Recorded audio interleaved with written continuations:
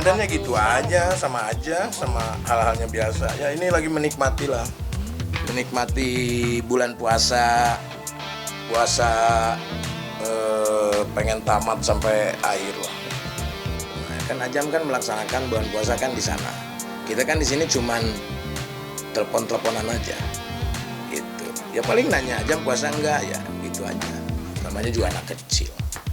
Gini Mbak, kalau untuk masalah bonding anak, kalau misalnya kamu puasa nih, nanti kalau misalkan kamu tamat, saya kasih mobil misalkan, bakal tamat nggak puasanya?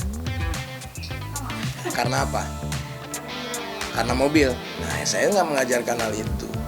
Karena Allah, karena dirinya sendiri. Gitu. Kalau kita terus-terusan pakai hadiah, nanti anak tuh akan terpaku sama hadiah. Iya Pak. Iya.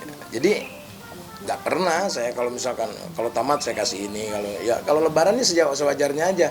Anak mau beli baju, kita beliin baju. Kita mah simpel aja. Kadang-kadang kan anak nggak cuma lebaran beli baju ya. Beli baju kadang-kadang bulan-bulan biasa. Ya kita mah nikmatin aja yang ada. Cuma kalau misalkan bonding kamu harus naik kelas nanti saya kasih motor misalkan. Kalau kayak seperti itu enggak, ya sekolah aja lah, nggak perlu dihadiah-hadiahin. Toh kita juga bayar sekolah, bukan karena hadiahnya ya, tapi karena kebiasaan. Karena manusia itu pasti akan terbiasa karena kebiasaan, akan membiasakan diri karena keterbiasaan. Jadinya kalau misalkan nanti disuruh, ya misalkan Jan, tolong ambilin berkas Jan di Bandung misalkan, apa imbalannya? Pasti akan pertanyaan itu karena sudah terbiasa dengan itu. Kalau kita dibiasakan dengan tidak hadiah, ya selama ini sih saya nggak pernah ya, dari zaman Iki itu. Iki juga tamat terus puasanya, tapi nggak pernah. Toh kalau misalkan batal kayak Ijan kerja batal puasa, ya udah mau ngapain lagi, mau gimana lagi? Apakah kita harus bentak-bentak dia? Kan ada nanti dibayar puasanya, bayar fidyah kan. Gua mah biasa aja sih, maksudnya ya itu karena orang menilai dari luar aja, mungkin menilai dari luar seperti itu. Ya kalau hal itu kan harusnya ditanyakannya sama anak-anak. Cuma kalau untuk urusan marah, karena gue udah bosen dimarahin dulunya sih sebetulnya. Karena ngerasain kalau dibentak itu sakit hati, walaupun itu sama orang tua. Makanya saya tidak pernah sampai saat inilah membentak atau apapun, ya asikin aja lah gitu.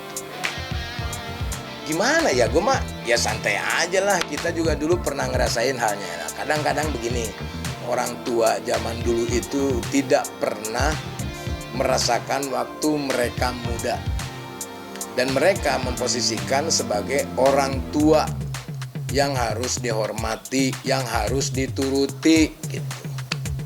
Padahal kan kalau anak itu, kalau tanpa tekanan, itu anak akan dengan sendirinya nurut sama orang tua. Anak-anak gue segan semuanya.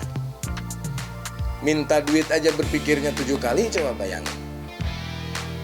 Karena asik bapaknya. Gitu. Mungkin lebih ke, ya harus asik lah sama anak itu. Jadi sesibuk apapun, kenapa anak-anak dari dulu sampai sekarang dekat? Ya gue dari tahun ke tahun, mau Iki, mau Putri, yang ngambil rapot gue lah gitu, sekolah. Tapi kan kalau sekarang kan gue udah gak pernah ngambil rapot lagi karena homeschooling. Nah kenapa gue sekarang saat ini bukan tidak peduli dengan anak-anak, tapi gue membebaskan kebahagiaan anak-anak. Karena kalau kita lagi ngumpul, ya saya tuh ngasih tahu sama anak-anak tentang kepribadian dirinya. Silakan membahagiakan dirinya, tidak merasa bahwa ayah yang merubah dirinya. Ya udah, bebas, juga ada aturannya kok. Kamu juga tahu kok apa yang harus dilakukan dan apa yang enggak, mana yang halal, mana yang haram, pasti tahu. Nggak mungkin kita ngasih tahu.